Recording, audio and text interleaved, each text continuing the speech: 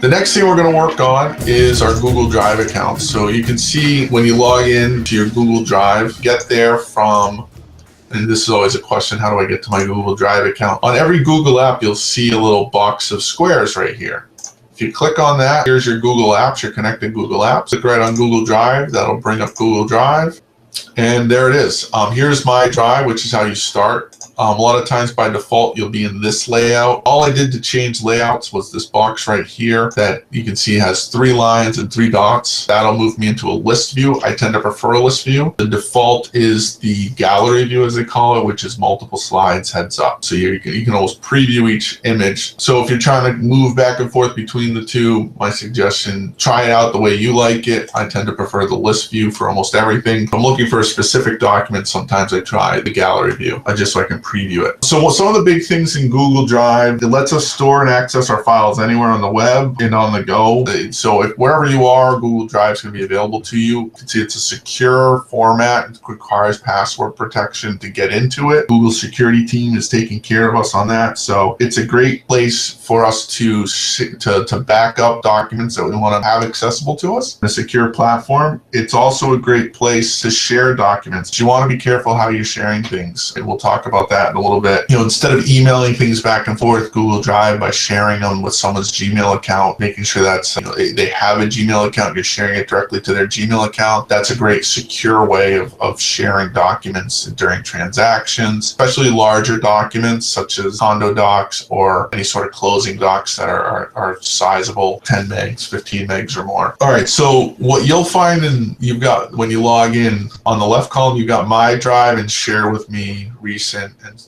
some other stuff, starred, trash, backup, starred, it's kind of important stuff. I haven't worked with Google Photos, but probably a good place for you to back up property photos and makes it accessible everywhere. Under your My Drive, you're probably not going to have all this. It's going to be pretty empty. But under Shared With Me, if you click on that, you're actually going to see, you can see I've listed BLP Office Share. I'm going to click on Shared With Me. You'll see the icon may look something like one of these, and we'll click on BLP Office Share. Now this should look pretty familiar once you're clicked in here. BLP Office Share, we've got great information here.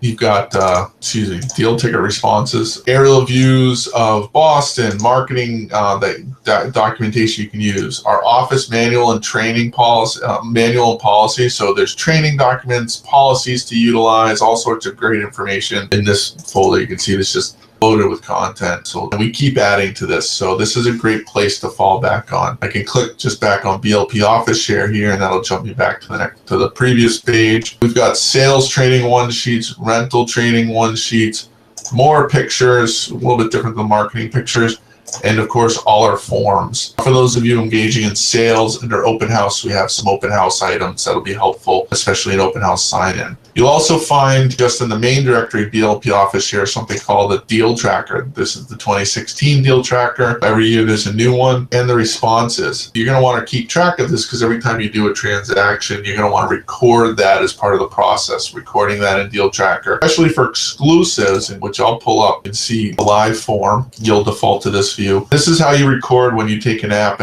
on an exclusive property so that no one else can rent it, and you're first in line for that transaction, especially when we're busier out. So make sure you're logging into this and checking it, but logging in and recording your deals once you've got apps and a deposit. It's a very important document to keep track of. I'm going to close that, go back to our drive. We talked about BLP forms. In BLP forms, check requests, receipts, deal tickets, sphere of influence worksheets, Open House sign-ins, although we've replaced that with a digital Open House sign-in, cash receipts, our W-9 for invoice, wire instructions, the rental app, all sorts of great information. All the forms we're going to need, you're going to need on a regular basis are in here. So you definitely want to keep track of this folder, because you're going to be going back to it pretty regularly. So we talked about sharing, and let's say you wanted to share something with someone. I'm going to go back to My Drive. I'll show you how BLP Office Share is set up. I've clicked on BLP Office Share. I'm going to right click on it, click on the share button, and you can see who we've added people shared with. If I click on that, I can actually control who can view this. If I wanted to change the restrictions for someone, I click on the little icon. They can organize, add, and edit. I can also assign the ownership to someone else. So for example, you might put together a bunch of pictures or documents for a buyer or a renter. You may want to transfer ownership of those documents to them at the end of the transaction. So it's in their Google Drive now versus yours. That's one way to do that. But let's say you wanted to invite somebody. Again, you want to make sure you use a Google address. The reason is if you don't use a Google address, I'll use myself as an example. And I provide this, I can inadvertently, and I think just create an open link where anybody who sees that email and has the link that was just sent to Jason at BLPRE can get into that document. And you want to be careful. So from that standpoint, you've always got to use a Gmail account. So it's the only way Gmail can lock down access. You know, if you use a non-Gmail account, they can't authenticate that person. So always use that Gmail account. Another thing that happens a lot is we want to send forms to people. Go back to my drive. So I'll give you an example. I'll go back to BLP Office Share, and we want to send, for example, BLP forms. Let's say we want to send an agent performance evaluation. What I find a lot of times, you can right-click on that and you can share it. And that's a lot of times what people do, but that's not really what we want to do with these documents. What we really want to do is email them to somebody. So what we need to do, depending on the format it's in, for example, if it's a Google Doc, which you can see by this blue tile, we're going to want to download it. It'll convert it to Word, and then we can attach that. Don't share the link. They're actually not going to be able to access it because they don't have access to our accounts. You have to download it and then email it to them. So just keep track of that one. If you're sending someone a file that's hosted on Google Drive, don't try and share the link. Download it, then email the actual download that you created to them. One other way you can do this, it looks like, is if we open up something that was created in Google Docs, again, this little blue icon, agent performance, for example. Another way we can email it to them without sharing it is click on the file button, and we can email as an attachment. We can choose the type of attachment we want to send it as, and then we can send it to anyone. So that's not emailing a link, but that's actually emailing the document as an attachment. Same thing as downloading and adding that download to an email, but takes another step out of there for you. So one example of how I'll use Google Drive, I'll go into my drive. You can see I've got a transaction, 78 West Concord Street. That's got some documentation in it. You can see I've got, under clients, all sorts of client transactions that I've done where I've actually saved the entire transaction in Google Drive and then shared that subfolder. You can see that's a little person in that, so those are shared. If you look, clients is not shared. I have not shared the main directory. You've got to be very careful about that. I'm not sharing clients. I'm only sharing the specific client's specific directory.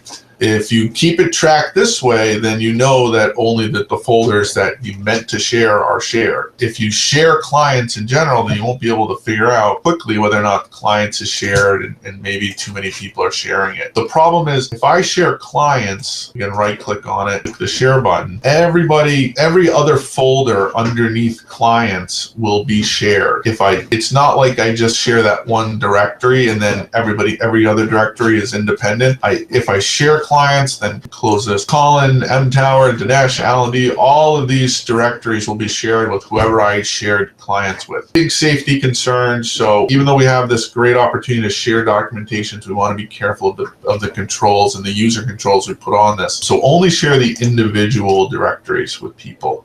That'll be a great way to keep track of this, of your sharing permissions. So that just about covers our kind of an introduction to Google Drive. Again, there's lots more you can do with Google Drive. I would strongly urge you to take a look at YouTube videos and even review our training manual for more information on how to utilize Google Drive. If you have any questions with what we've discussed in this video,